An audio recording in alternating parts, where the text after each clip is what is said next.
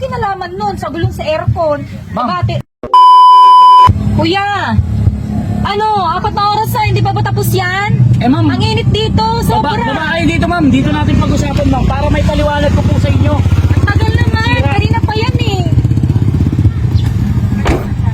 4 na oras na kuya, ano ba yan? Kaya nga ganito ang papaliwanag ko. Kasi di ba nga, gumaganong-ganon yung sasakyan nyo. Oo.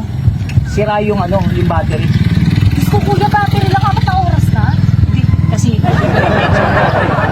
sa mga sasakyan. Oo. Kaya nasira yung battery. Di ba gumaganong-ganon? Oo, tapos? Oo. Pagka pinalala nyo yan, palit gulong kayo. Ay, Diyos ko, Mio Marimat. 4 na oras yun lang palang sira. Ngayon mo lang sasabihin, kuya. Kanina ka pa nagkakakal. Napakahaba kasi ng sira. Pag nasira yung battery mo, Ang init sa loob, kuya. Minamantika na ako. yun nga eh. Kasi nga kulang yung supply ng battery mo para dun sa aircon mo. Damay-damay na kasi yan eh. Pag nasira yung battery, susunod yan sira gulong. Tapos madadama yung aircon. Anong kinalaman nun sa gulong sa aircon? Ma'am. Bakit? Wala yata kayo tuwad. Expert ako. Expert for hours? Expert? Ganun talaga kasi nga ang gusto namin po. Pulido, 4 na oras? Oo. Ibig mo sabihin pala, pag 3 oras hindi pulido, pag 2 oras hindi pa rin pulido? Kaya nga ma'am, dapat meron kayong down payment eh. Diyos ko kuya, di dapat pinapunta mo muna ako kung saan dito makainan na pwede. Hindi nga ma'am, chinek up ko di ba? Nakaloka ka kuya. May down payment na yun. Akala ko pa naman magandang serbisyo ninyo. Inabot ang 4 na oras. Kasi wala pa nga kayong down payment. Kung walang down payment, hindi mo tatapusin agad-agad. Di ba tiningnan ko?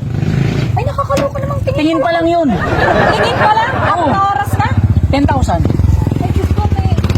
Paano naman kaya pag hindi tingin? Ilang oras na lang, Diyos ko. Eh doon kasi pag dinala to sa shop, magda-down kayo doon, 50 mil.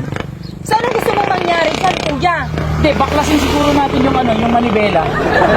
Para makita natin yung full na Okay sira ka lang, ng- kuya? Kanina sabi mo itong sira, ngayon babaklasin mo yung manibela? Wala yata kayong bilib eh. Expert nga eh. Expert! Manibelang babaklasin, ito ang sira. Battery, di ba? Battery. Susunod na sira niyang gulong. Tapos aircon. Tapos yung manibela. Ganun Oh. yan, ma'am. Magtiwala lang kayo. Expert ako eh. O eh, bakit naman manibelang susunod natin gawin ang babaklasin mo ngayon? Dahil nga sa battery, di ba gumaganon-ganon? Ay, naku, kuya. At saka yung down Nai-stress ako payment sa'yo. niyo, ma'am. 10K. Nai-stress ako sa'yo, kuya, kasi kanina sabi mo, ito ang sira, masisira lang yan pag hindi na to. Tapos magda-down ako ng talaga, ma'am. 10,000, tapos 4 hours. Ang ganda ng servisyo niyo, kuya. Hindi Nai-stress pa nga nakikita yung tubig eh. Kung meron pang tubig eh. Di mo ba nakikita yung mukha ko? Minamantika na kanina pa 4 hours sa loob. Tapos yan lang ang sasabihin mong sira. Tapos dahil down payment. Kailangan talaga, ma'am. Check upin natin ng mabuti. Ay, grabe namang check up yun, kuya. 4 hours? Eh, ganun talaga, ma'am. Ano pang desisyon niyo, ma'am? Dadalhin natin sa shop. 50,000 ang down. Pero pag dito, 10,000. Okay ka lang?